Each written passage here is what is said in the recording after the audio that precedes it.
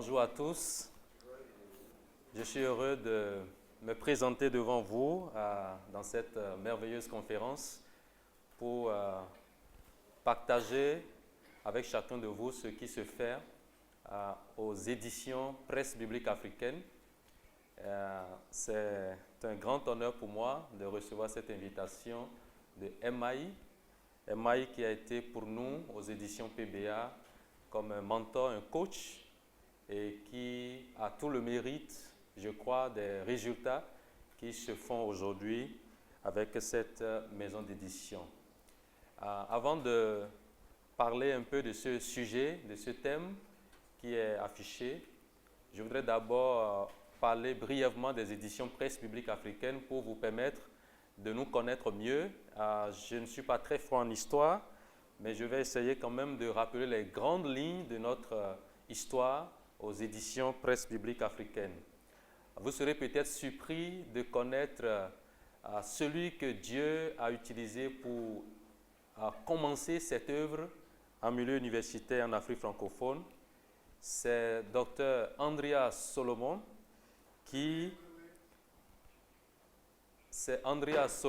est au milieu de nous, Dr Andreas Solomon que je voudrais saluer, qui en 1985 a eu l'idée de créer une maison de publication qui sera la maison d'édition des groupes bibliques universitaires d'Afrique francophone. Je crois que beaucoup d'entre vous connaissez le groupe IFES, International Fellowship of Evangelical Students, qui est présent dans plus de 150 pays dans le monde.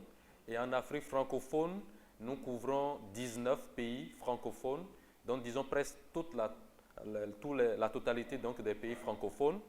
Et cette maison d'édition a commencé pour d'abord produire le matériel nécessaire pour la formation donc, des étudiants, les canevas d'études bibliques qui étaient un besoin important en ce moment-là, et aussi les manuels de formation des équipiers et les recueils de chansons pour les différentes réunions que nous faisons avec les étudiants et les cadres dans les universités et dans les villes. Après quelques années, après ce commencement qui est dédié donc aux productions internes, les éditions PBA vont grandir et commencer à produire des auteurs africains francophones. Et nous avons aussi commencé un grand réseau de distribution des ouvrages dans toute la francophonie. Au-delà de l'Afrique, la France, Belgique, Suisse, Canada, Haïti, ces pays également pouvaient recevoir quelques exemplaires des livres produits par les presses bibliques africaines. Cette maison d'édition va se spécialiser dans la production des ouvrages de référence théologiques et des livres écrits par les érudits, avec un point d'honneur sur la fidélité aux Écritures, suivant la base doctrinale de l'IFES, et sur la qualité intellectuelle des productions. C'était des aspects précieux pour les éditions PBA en ces années-là. Nos auteurs sont généralement des docteurs en théologie et des leaders de référence dans le monde religieux évangélique africain.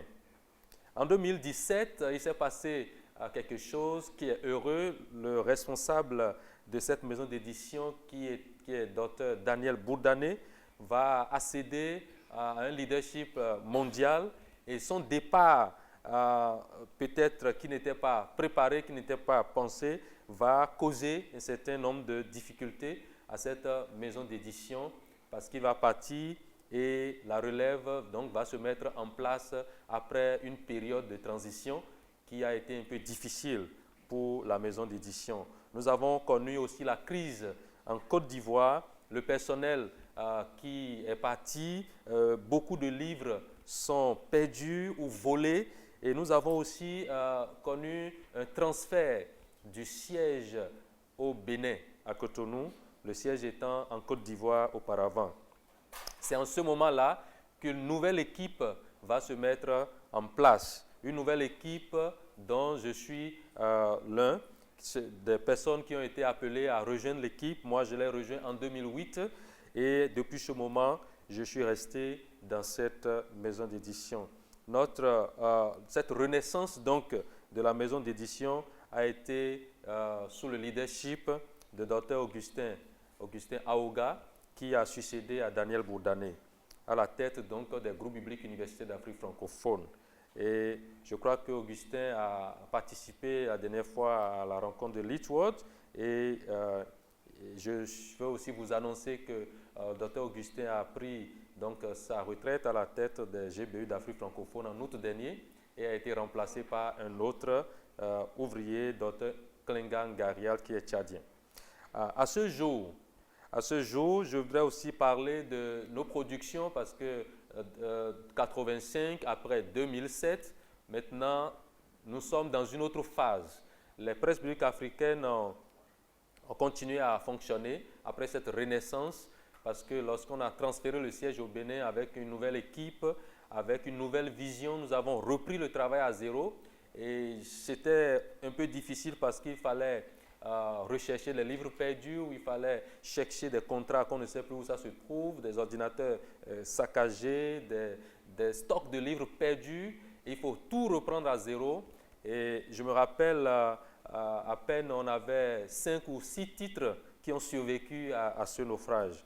Mais par la grâce de Dieu, nous avons continué à produire des livres, à produire de nouveaux livres. Et vous pouvez voir au tableau un peu les statistiques de ces 4 dernières années.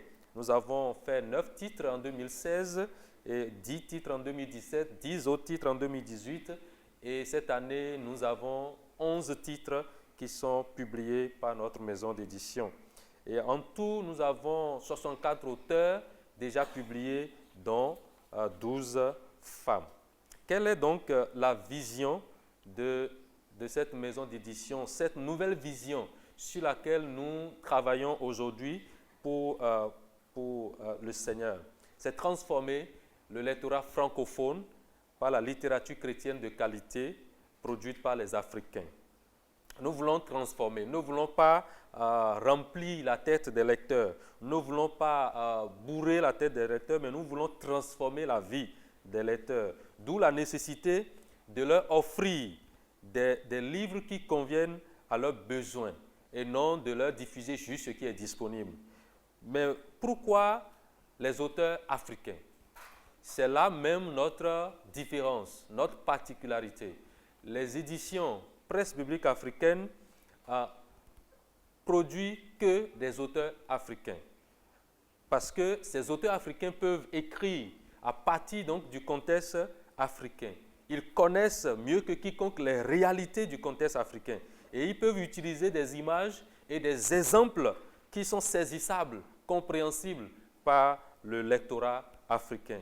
Qui, mieux qu'un Africain, pour former ou enseigner ou diffuser la connaissance de Dieu à ses frères africains? Parce qu'il connaît ce que ses frères vivent. Il vit au milieu de ses frères. Et il peut donc mieux comprendre leurs besoins et mieux s'adresser à eux dans un langage qu'ils puissent comprendre. Même si la langue est française, le message est ancré dans la réalité donc des lecteurs. Et nous voulons continuer à faire la promotion des auteurs africains, à dénicher les auteurs africains, à les rechercher, à les encourager à écrire, à les motiver, à leur offrir la possibilité de pouvoir diffuser leur savoir dans toute l'Afrique francophone. Et comment est-ce que nous obtenons nos titres que nous publions? Généralement, nous recevons des titres, ça c'est quelques exemplaires, quelques images des livres que nous avons produits, et tout au long de ma présentation, vous pouvez voir des couvertures de nos livres. Nous avons généralement donc 3 moyens d'avoir nos livres. Essentiellement, les auteurs eux-mêmes nous contactent. Et je suis reconnaissant au Seigneur qu'après quelques années, aujourd'hui, nous sommes débordés de manuscrits. Nous en recevons presque chaque semaine et nous devons les lire, les sélectionner et les évaluer. Alors, donc, le second moyen, c'est nous-mêmes qui prenons l'initiative de ces ouvrages-là en posant des actions qui nous amènent à les obtenir et à les publier. Et parfois aussi, les différents mouvements nationaux de l'IFES nous envoient des documents de formation que nous devons produire pour eux. pour sélectionner les meilleurs manuscrits. Parce que c'est là le nœud, à mon avis, de la réussite d'une maison d'édition. Il faut d'abord réussir à dénicher le meilleur manuscrit. Le manuscrit qui va être un bon livre, qui va bénir les gens, qui va fortifier le lecteur, qui va faire du bien au lecteur, de sorte que la maison d'édition puisse être dans l'atteinte de ses objectifs. Comme je vous l'ai dit, notre vision, c'est de transformer. Donc, en recevant autant de manuscrits, nous ne pouvons pas les produire parce qu'on les a reçus. Il faut d'abord les trier. Et ce tri est confié à un comité de tri. Ce comité de tri fait son travail et après, donc, donne la décision concernant chaque manuscrit et le département de production est censé s'en tenir à ça. Alors, quel est le rôle de ce comité? D'abord, il s'agit des personnes clés de la maison d'édition, accompagnées par des personnes ressources selon le domaine de spécialisation de ce manuscrit. Lorsque je reçois un manuscrit qui parle de la théologie du Nouveau Testament, alors, n'étant pas théologien, je fais appel à un spécialiste du Nouveau Testament pour m'aider à évaluer ce manuscrit, à voir si ça apporte quelque chose d'original, de nouveau à la connaissance, à la science concernant cette discipline. Alors donc, en plus des personnes qui travaillent dans la maison d'édition, le comité fait appel régulièrement aux personnes ressources selon la discipline sur laquelle cet ouvrage est basé. Le comité aussi a pour responsabilité de lire et de voir si l'ouvrage correspond à notre ligne éditoriale, à notre base doctrinale. Les éditions PBA sont très strictes par rapport au contenu, parce que, étant portées par les groupes bibliques universitaires d'Afrique francophone, nous n'avons pas le droit de publier un ouvrage qui passe un message avec une fausse doctrine. Nous ne devons pas être un canal de diffusion de la fausse doctrine ou de l'évangile faux qui est aujourd'hui une menace pour l'Église en Afrique. Nous devons faire en sorte que nos livres soient pleinement et totalement ancrés dans l'Écriture de façon correcte et de façon rassurante pour nos lectorats. Et c'est le travail du comité de tri qui est chargé donc de nous sortir les bons manuscrits et avec des critères. Et certains critères sont là. Les critères d'évaluation d'un bon manuscrit pour nous, c'est qu'il faut que ce manuscrit satisfait à notre ligne éditoriale avant tout. Il faut forcément la fidélité à la ligne éditoriale, mais l'originalité du sujet. Un sujet qui n'est pas original, qui est déjà abordé ou qui est déjà traité par un autre auteur ne nous intéresse pas. À moins que cet auteur le traite de façon spéciale, de façon originale. L'angle de traitement qu'il choisit est nouveau. Personne avant lui n'a eu cette pensée ou cette manière de voir le sujet. Et comme ça, nous pouvons nous intéresser. Mais il faut aussi voir la cible. Lorsque vous éditez un ouvrage, il faut avoir la cible à l'esprit. Est-ce que ce sujet intéresse ma cible, impacte la cible que l'auteur s'est donnée en écrivant cet ouvrage?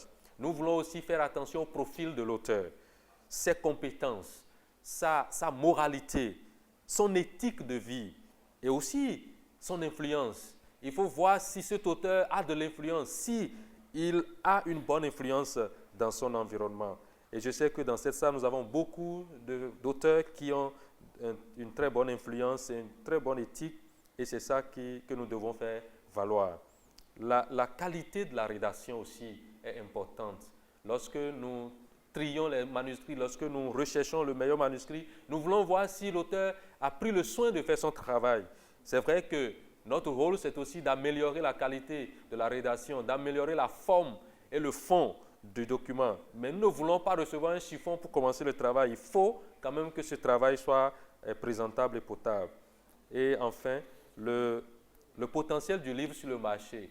Étant donné que la production nous prend beaucoup d'argent, il faut s'assurer qu'après, le marché peut répondre, que nous pouvons vendre cet ouvrage pour pouvoir continuer la production. C'est pourquoi le responsable du service marketing est interpellé à chaque fois qu'on doit trier un manuscrit pour faire ses évaluations et ses critiques, pour être sûr que cet ouvrage sera vendu après sa publication.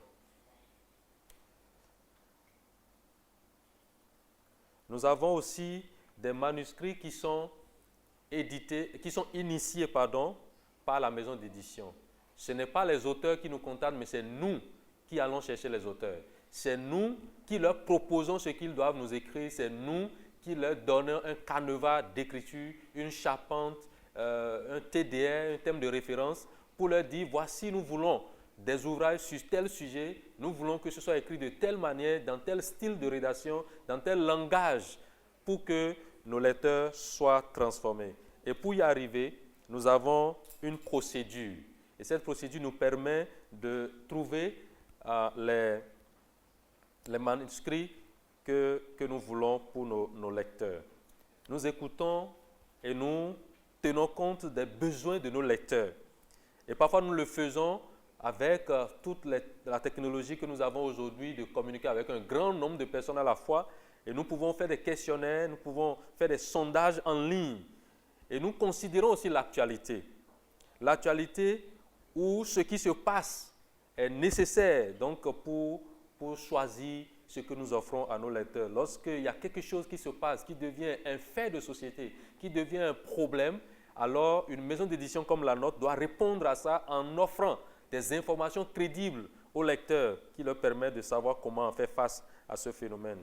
Et de plus en plus dans notre environnement, il y a la décadence donc des mœurs, la perte des valeurs morales, la délinquance qui augmente et aussi les problèmes liés aux couples et aux familles. Nous avons beaucoup investi dans ce domaine pour avoir des ouvrages qui répondent à ces questions. Mais ce que nous faisons aussi, c'est que nous encourageons une personnalité ecclésiastique de référence qui peut faire le choix de publier ses enseignements. Nous sommes dans une culture d'oralité, comme vous le savez, et beaucoup de nos révérends pasteurs, de nos évêques, de nos grands prédicateurs, ils passent des années à prêcher, à enseigner, mais ils n'écrivent pas de livres. Mais c'est aussi notre rôle d'aller vers eux et de collecter leurs enseignements, de les mettre dans un format d'ouvrage et de le diffuser dans notre sphère de diffusion.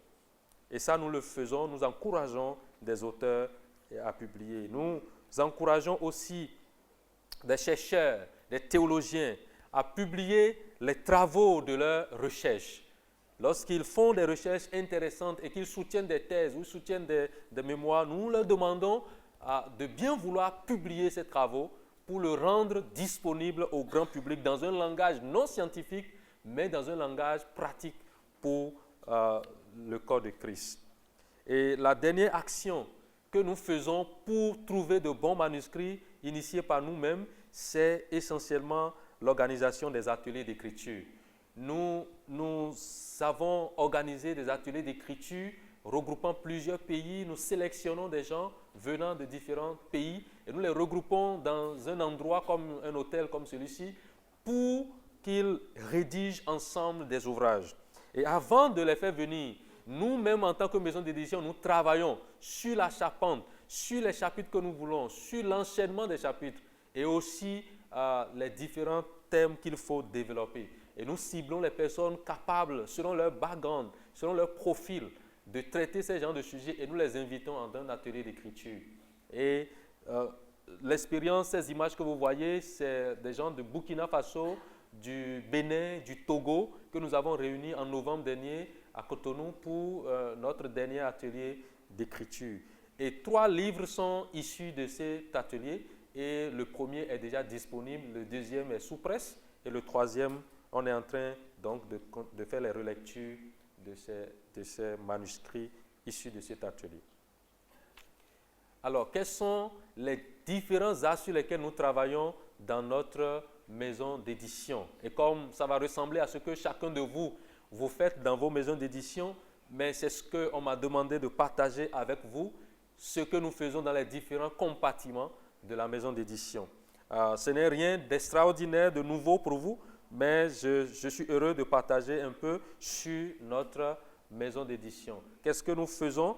Au début de la Renaissance, je vous ai parlé de 2007, où les PBA ont connu un nouveau départ. En ce moment-là, nous n'avons pas les compétences nécessaires pour faire le travail, mais nous avons fait appel à des littéraires, à des passionnés de la lecture. Nous avons fait appel à des inspecteurs de l'enseignement primaire. Nous avons fait appel à des théologiens et aux étudiants en théologie qui nous aident à corriger les textes, à relire les textes, à réviser les manuscrits pour les mettre dans un fond cohérent, dans un fond logique par rapport aux résultats que nous voulons avoir. Nous avons des bénévoles, des gens qui viennent travailler avec nous pour avoir de très bons textes. Et en matière d'infographie également et de graphisme, nous faisons appel à des gens qui ne sont pas du personnel, mais qui travaillent de l'extérieur et que nous payons selon le travail qu'ils font pour nous. Et je remercie LeetWorld parce que pour avoir participé à 2 éditions de LeetWorld, j'ai rencontré des spécialistes de ces domaines qui aujourd'hui continuent de travailler avec nous à distance. Ils peuvent faire les couvertures pour nous, ils peuvent faire la mise en page pour nous et sans même venir dans notre pays. Et ça, c'est extraordinaire ce que LeetWorld peut faire pour les petites maisons d'édition comme nous. Et l'impression aussi, nous le faisons à distance parce que pour avoir une très bonne qualité d'impression, après quelques échecs au niveau local, nous avons choisi d'imprimer nos livres à l'extérieur, essentiellement en Europe. Nous imprimons en France et à Malte, à l'île de Malte. Nous imprimons aussi, nous avons fait des expériences en Afrique et nous découvrons également des prix on demande en Afrique que nous voulons commencer par expérimenter au Niger notamment où une machine vient d'être installée juste à côté de notre pays et nous pouvons aller là-bas désormais pour imprimer. Mais essentiellement, nous imprimons en France et sur l'île de Malte en Europe. Et ça, c'est notre expérience en impression. Mais quand nous le faisons, nous faisons très attention pour maîtriser les coûts d'impression parce qu'il faut impliquer maintenant le transport et la douane lorsque nous revenons avec les ouvrages au pays. Et ça, c'est un travail très minutieux que nous faisons avec l'imprimeur, avec les différents intermédiaires pour faire en sorte que le livre nous revienne en très bonne qualité d'impression parce que c'est aussi dans notre vision les ouvrages de qualité. L'impression fait partie de la mission que nous avons, donc nous y mettons un grand soin. Mais la distribution, qu'en est-il pour la distribution? Nous distribuons de façon basique dans toute l'Afrique francophone aujourd'hui. Nos livres vont dans tous les pays qui parlent et qui lisent le français en Afrique. Et lorsque nous recevons une commande hors d'Afrique, donc France, Canada, Suisse, Belgique et Haïti, nous envoyons à chaque fois que nous recevons une commande. Mais pour les autres pays d'Afrique francophone, nous envoyons à chaque fois que le livre est produit. Parce que nous avons dans chacun de ces pays une représentation, un distributeur ou un colporteur ou un représentant officiel qui a des librairies, qui a un stock et qui diffuse nos livres dans ce pays-là. Parce que notre mission, c'est l'Afrique francophone. C'est les pays d'Afrique francophone. Et je me rappelle en 2009, à mes débuts, j'ai construit un projet que nous avons appelé Kit PBA. On a mis 16 de nos anciens livres parce j'ai hérité d'un stock d'une valeur de plus de 52 millions de francs CFA vendu sur plus de 20 ans. Et ça a été vraiment un poids, un magasin rempli, des cartons sur des cartons, on ne sait pas qu'est-ce qu'on va en faire. Un matin, on a dit il faut qu'on finisse avec ça parce qu'on doit faire de nouveaux livres, mais on n'a même pas d'espace pour stocker de nouveaux livres. Et c'est ce projet Kit PBA qui nous a permis de faire partie près de la moitié de ces anciennes productions qui ont duré. Il y a des livres qui ont fait près de 15 ans en stock et on n'a même pas vendu 1% du volume imprimé. Et c'est ça que nous avons hérité en arrivant dans les 2008-2009. Mais avec ce projet, vous prenez 16 livres une fois et vous payez $10, donc vous payez 5 000 francs CFA et vous prenez le lot de livres et vous avez 6 mois pour finir de payer. Chaque mois, vous donnez 5 000. Ça, c'était une initiative qui nous a permis de vider et aussi d'avoir de la trésorerie pour financer les projets qui ont suivi. Nous organisons ce que nous appelons la journée du livre chrétien. Chaque année, dans certaines capitales d'Afrique francophone, les grandes villes, nous venons avec tout le staff et nous organisons une journée que nous appelons journée du livre chrétien. Ce jour-là, nous faisons la dédicace et la promotion des nouveaux livres et nous vendons aussi les anciens livres. Et nous essayons de diminuer le prix, de faire un prix de promotion pour que les gens viennent vendre, les gens viennent acheter beaucoup. Il y a des conférences avec des auteurs que nous faisons venir, donc les auteurs sont là pour donner des conférences sur le sujet, mais aussi pour dédicacer, pour donner des dédicaces à ceux qui achètent les livres. Et la dernière édition, c'était à Lomé, au mois d'octobre passé. Nous étions à Lomé et nous avons fait la journée du livre chrétien. Et nous sommes en train de planifier d'autres actions de marketing et de diffusion dans les autres pays l'année prochaine. Et nous avons aussi, au sein de notre maison d'édition, une pratique qui est de faire les petits prix. Pour nous, notre cible, le pouvoir d'achat est très faible. Quand vous parcourez les pays d'Afrique francophone, vous savez que par rapport à l'Afrique anglophone, nous avons un certain retard en matière de pouvoir d'achat, en matière aussi de vie, et de qualité de vie, de moyens dont dispose la population et aussi de la population chrétienne. Alors, face à tous ces défis, nous nous sommes dit, ça ne sert à rien de produire des livres qui coûtent plus cher que ce que les gens peuvent acheter, et nous essayons de minimiser les coûts de production pour aboutir à un prix donc, de vente abordable. Et il y a aussi les différentes cérémonies que nous organisons pour lancer chaque nouveau livre et des promotions dans les villes que nous parcourons. Nous utilisons les réseaux sociaux et le site internet. Qu'est-ce que nous faisons? Nous sommes de plus en plus présents donc, sur les réseaux sociaux.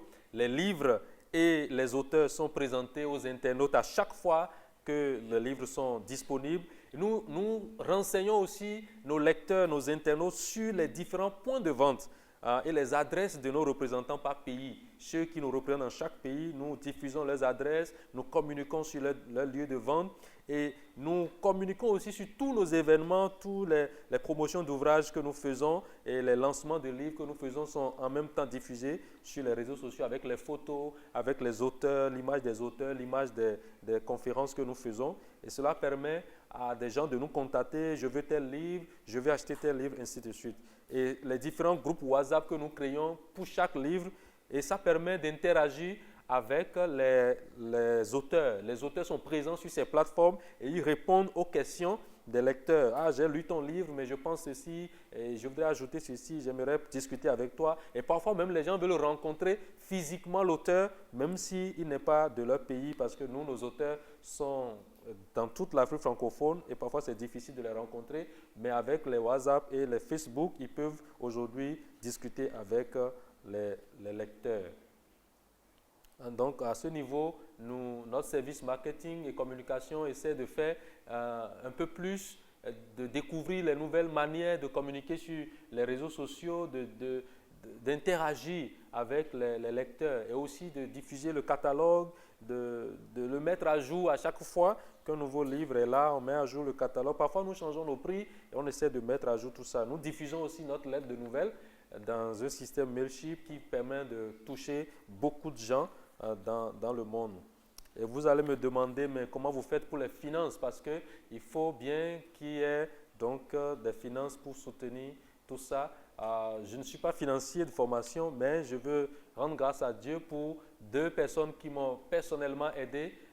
Vous connaissez certainement Peter Quant de Langam Literature et vous connaissez Ramon Rocha de MI qui sont venus au Bénin plusieurs fois nous rencontrer, nous former sur comment manager les finances. Et ça, c'est utile. Si cela n'avait pas été fait, nous n'aurions pas les résultats que nous avons aujourd'hui. Comment est-ce que nous faisons la part des choses? Comment est-ce que nous organisons les dépenses, le budget, les débiteurs, les créditeurs? Comment est-ce que nous les relançons? Et même quand l'argent est là, comment est-ce qu'on le répartit? Comment on rend compte? Comment les bilans sont dressés? Et ça nous permet nous-mêmes de voir comment nous dépensons, comment nous vendons et de prendre des décisions stratégiques sur l'investissement qui doit être fait à chaque fois. Et j'aimerais terminer en vous présentant rapidement les personnes qui travaillent avec moi. Peut-être seriez-vous surpris de voir que nous sommes 4 jeunes gens seulement dans cette maison d'édition.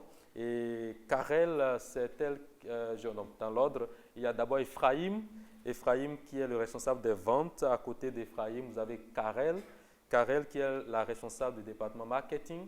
Et à côté de Karel, vous avez Célimène qui est mon assistante, qui est aussi rédactrice junior, parce qu'elle est toujours en formation, mais elle travaille sur les tests, et moi-même à côté. Il y a eu d'autres personnes qui ont travaillé dans le passé et qui ne sont plus là aujourd'hui, et qui ont fait beaucoup pour que cette maison atteigne ce niveau aujourd'hui. Et nous remercions Dieu. Nous avons l'habitude d'envoyer ces jeunes, moi-même, dans d'autres maisons d'édition, comme les éditions Clés au Cameroun, les éditions CPE à Abidjan, qui sont nos aînés, qui sont nos doyens, pour apprendre, pour faire des stages et revenir travailler, parce que aucun d'entre nous n'a une formation universitaire en édition. Nous avons tous fait d'autres formations à la base avant de nous retrouver dans une maison d'édition, parce que le Seigneur nous appelle à cela.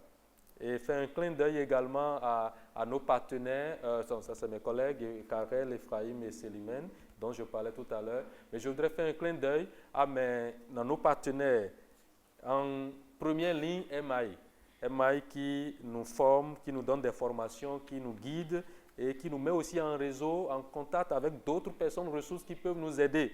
Et chaque fois qu'il y a une opportunité, une conférence, une formation, on est informé et nous pouvons donc envoyer nos collègues et nos staffs se faire former. Langam Littérature est aussi notre grande famille, la famille de l'IFES, qui est notre grande famille, parce que c'est avec cette famille de l'IFES que nous pouvons aujourd'hui diffuser partout sans forcément être présents nous-mêmes, et c'est un grand atout pour notre maison d'édition. Merci une fois encore de m'avoir suivi. Je suis très heureux de partager tout ceci avec vous et aussi d'avoir vos prières pour cette jeune maison d'édition et aussi cette jeune équipe que j'ai l'honneur de conduire. Merci.